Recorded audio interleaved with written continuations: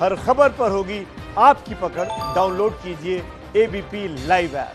अब वहां पर क्या हो रहा है एनसीबी के दफ्तर में, वहां तीसरे फ्लोर पर जहां 4 लोग इस वक्त मौजूद हैं, क्या उनको आमने सामने बिठाया जाएगा, पूछताछ कितनी आगे तक पहुंची है, ये जानने के लिए मनोज, अंकित और अजय हमारे साथ जुड़े हुए हैं। ये सारे मेरे सहयोगी हैं। सबसे पहले अंकित, आपके पास क्या डिटेल्स?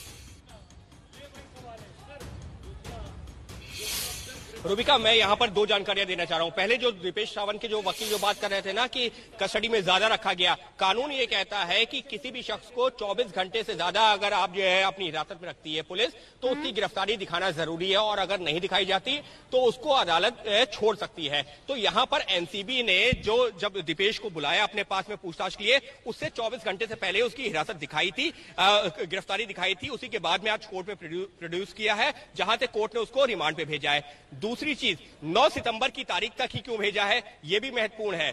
वो इस वजह से महत्वपूर्ण है क्योंकि इस मामले में इससे पहले जितने भी लोग, फिर चाहे वो जैद हो, फिर चाहे वो सैमुअल मिरांडा हो, रिया चक्रवर्ती का भाई शौविक चक्रवर्ती हो, इससे पहले इन लोगों को भी जब कोर्ट में प्रोड्यूस किया गया है तो उनको 9 सितंबर तक लिए भेजा गया है। और ऐसे में मैं आगे की भी बात करता हूं, ऐसे में अगर रिया को भी गिरफ्तार करती है एनसीबी, उस सिनेरियो में अगर जो कोर्ट में प्रोड्यूस करेगी तो फिलहाल पॉसिबिलिटी इसी बात की काफी बढ़ जाती है कि उसको भी 9 सितंबर तक ही भेजा जाए। क्योंकि प्रोसेस क्या होता है, प्रोसेस ये होता है। एक सेकंड अंकित, एक सेकंड। इस वक्त बड़ी खबर यह है कि एनसीबी ऑफिस के सामने वाला जो रास्ता है, जो रोड है, उसे पूरी तरीके से बंद कर दिया गया है। इसके क्या माने हैं मनोज, इसके क्या माने हैं? भाई एनसीबी में जो काम हो रहा है वो तो होता रहेगा, उस बिल्डिंग में पूछताछ जो होनी है वो सामने की बिल्डिंग में होती रहेगी, लेकिन उस रास्ते को बंद कर देने का क्या मतलब?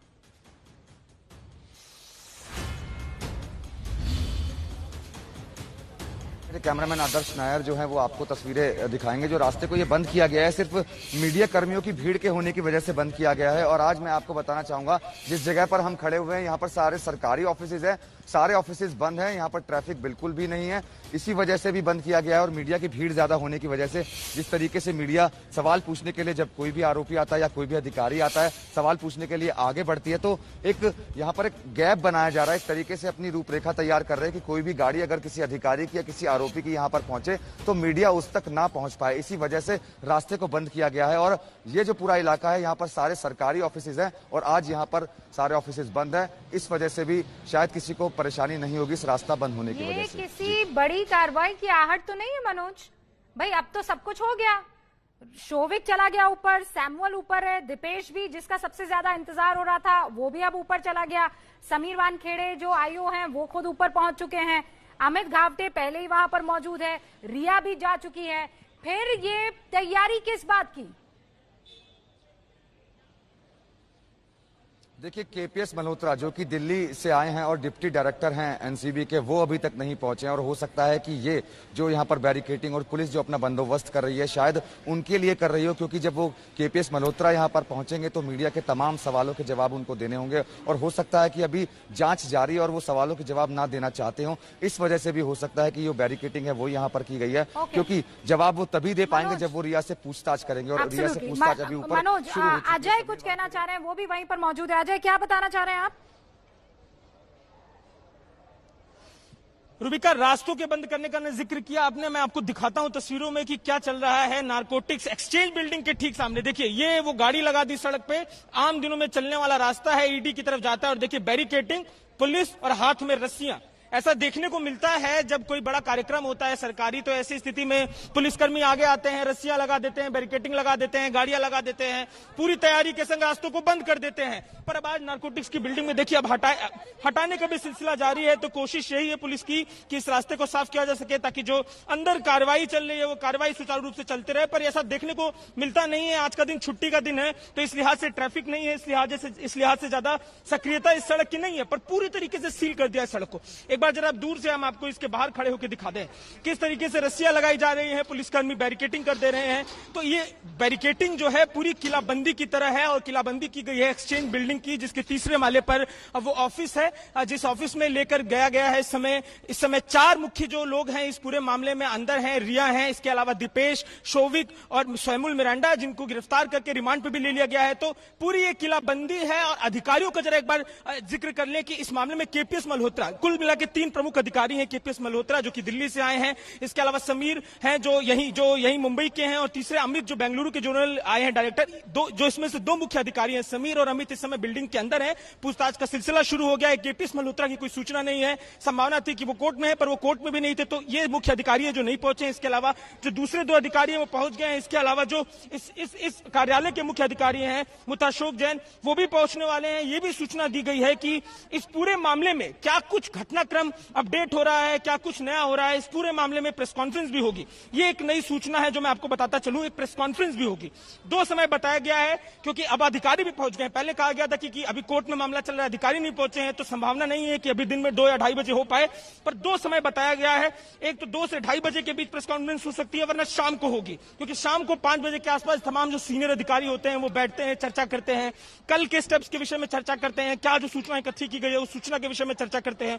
तो दो समय है। एक तो जिस तरीके से कल हमने दिन में प्रेस कॉन्फ्रेंस देखी थी, तो सेम समय में अभी फिर से इसी एक्सचेंज बिल्डिंग के इमारत के दरवाजे पर प्रेस कॉन्फ्रेंस होगी, वरना शाम को इस मामले में प्रेस कॉन्फ्रेंस होगी, जिसमें जो सीनियर अधिकारी हैं वो पूरा ब्रीफ करेंगे कि क्या कुछ इस मामले में उनको मिल गया है और किस दिशा में ये पूरी जांच जा रही है। अजय, मुझे ये बताइए, ये जो एनसीबी के अधिकारी प्रेस कॉन्फ्रेंस करेंगे, आप बता रहे हैं या तो अब से 1 घंटे बाद 2:30 बजे ये प्रेस कॉन्फ्रेंस हो सकती है एनसीबी की तरफ से, या फिर शाम को ये प्रेस कॉन्फ्रेंस हो सकती है। लेकिन मुझे ये भी बताइए कि प्रेस कॉन्फ्रेंस पूछताछ को लेकर होगी या फिर इस बात को लेकर होगी कि इस मसले में कहां तक पहुंचे और कितने सबूत जो हैं वो इकट्ठा कर पाए। देखिए, एनसीबी पूरी कोताही बरत रहा है कि इस मामले में जो सूचनाएं वो चाहते हैं उतनी ही बाहर निकले, लीकेज ना हो। तो जो ब्रीफिंग है हर दिन का, उनका कितना पड़ताल हो चुका है, कितनी सूचना उनको मिली है, जिनका डॉक्यूमेंटेशन हो गया है, कोई स्पेकुलेशन की वो बात नहीं कर रहे हैं। अधिकारियों से जो चर्चा हो रही है तो स्पेकुलेशन को नकार रहे हैं। वो ये भी कह रहे हैं कि सीधे रास्ते पर ये पूरी पड़ताल है, जो चीज हो जाएगी। जैसे आज की अगर अपडेट की बात करें तो दीपेश की जो रिमांड मिल चुकी है, रिमांड की सूचना है। इसके अलावा इस मामले में अब जब रिया पहुंची है तो कैसे कैसे क्या आमने सामने बैठाला है, क्या कुछ बात हुई है, तो थोड़ी बहुत सूचना वो देंगे। इसके अलावा हम भी तमाम सवाल उनको लेकर खड़े होंगे। कल भी जब यहाँ पर मुताशोक जैन जो मुख्य अधिकारी पहुंचे थे तो सेम वो घटनाक्रम हुआ था, उन्होंने अपनी तरफ से पूरी सूचना दी थी। रिमांड जो कल शोविक को मिला था उस बारे में बताया था, हमने रिया को लेकर भी सवाल किया था तो उन्होंने स्पेकुलेशन को नकारा था, पर यह कहा था कि हाँ बिल्कुल रिया को बुलाने की संभावना है। तो आज भी जब अधिकारी यहां पर पहुंचेंगे तो 2 समय बताया गया है, या तो एक अभी या तो देर शाम को जब मीटिंग हो जाएगी उसके बाद। तो हर दिन की ब्रीफिंग के विषय में चर्चा होगी, अधिकारी बाहर आएंगे, वो पूरी बात बताएंगे। कल की अगर बात करें तो कल मुताशोक जैन खुद और समीर वानखेड़े जो दूसरे इस मामले में आईओ हैं, जो मुख्य अधिकारी हैं, वो दोनों लोग नीचे आए थे। प्रेस कॉन्फ्रेंस हुई थी जिसमें मुताशोक जैन ने पूरी ब्रीफिंग की थी। तो आज भी अब क्योंकि समीर वानखेड़े पहुंच गए हैं, मुताशोक जैन भी पहुंचने वाले हैं, तो कुछ देर में यहां पर प्रेस कॉन्फ्रेंस देखने को मिल सकती है, वरना देर शाम को प्रेस कॉन्फ्रेंस यहां पर होगी एक्सचेंज बिल्डिंग के ठीक बाहर। और उसकी तैयारी भी एक नजर से देखा जाए तो ये सुरक्षा तो है ही है, पर कल भी हमने देखा था कि जिस तरीके से उनके आने का समय हुआ तो पुलिसकर्मी सक्रिय हो गए थे। पर आज क्योंकि सारे जो इस मामले के आरोपी हैं, सारे इस मामले के जुड़े हुए लोग हैं, अंदर पहुंच गए हैं और रिया का मामला भी हाई प्रोफाइल है, तो इस लिहाज से सुरक्षा के लिए भी सतर्क है। तो प्रेस कॉन्फ्रेंस की सुगबुगाहट भी है यहाँ पर, तमाम जो अधिकारी हैं वो इस बात का जिक्र कर रहे हैं। तो अगले कुछ मिनटों में स्थिति स्पष्ट होगी कि अभी 2 से 2:30 बजे के बीच में, वरना देर शाम को प्रेस कॉन्फ्रेंस देखने को मिलेगी। पूरी तैयारी है यहाँ पर। और अलग बात जो देखने को मिल रही है, देखिए रास्ते को पूरी तरीके से बंद कर दिया गया है। ऐसा न सीबीआई के टाइम पे देखने को मिला था, बगल में ही ईडी की इमारत है, वहां पर भी रिया आई थी, वहां शोविक भी आए थे, वहां दीपेश भी आए थे, वहां सैमुअल मिरांडा भी आए थे, पर वहां भी रास्ते को सीज नहीं किया गया। मनोज के पास एक बड़ी जानकारी है, जरा उनका रुख करते हैं। पूछताछ को लेकर मनोज के पास बड़ी जानकारी आ रही है। मनोज, क्या जानकारी है आपके पास? जी देखिए, पूछताछ का सिलसिला जो है शुरू हो चुका है रिया से, और रिया की मेडिकल हिस्ट्री पूछी जा रही है। रिया से ये पूछा जा रहा है कि क्या रिया कोई दवाई लेती हैं, और अगर कोई दवाई लेती हैं तो क्या उनका मेडिकल जो प्रिस्क्रिप्शन है वो उनके पास है।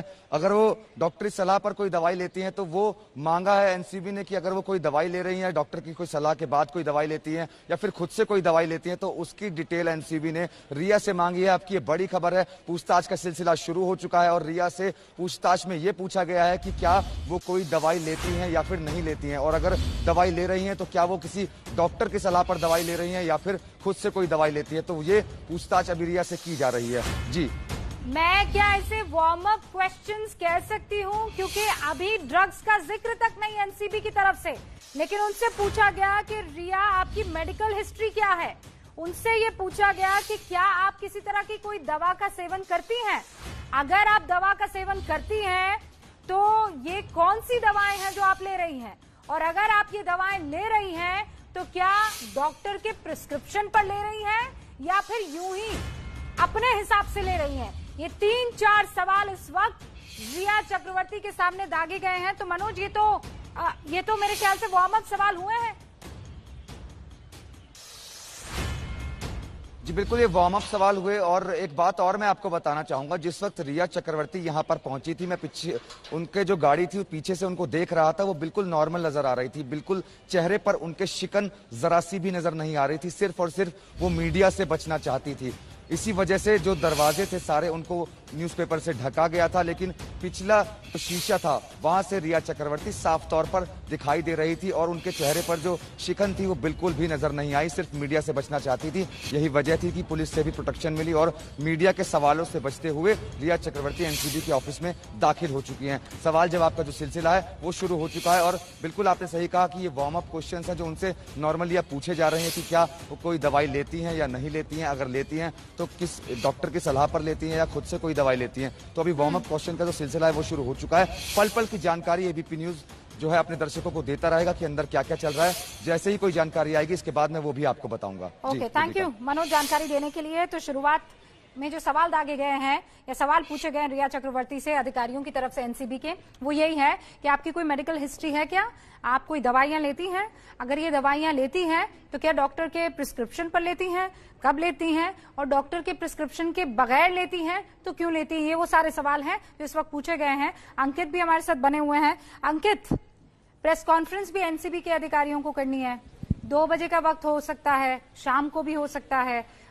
उस बीच क्या ये सारी जानकारी जुटा ली जाएगी एनसीबी की तरफ से?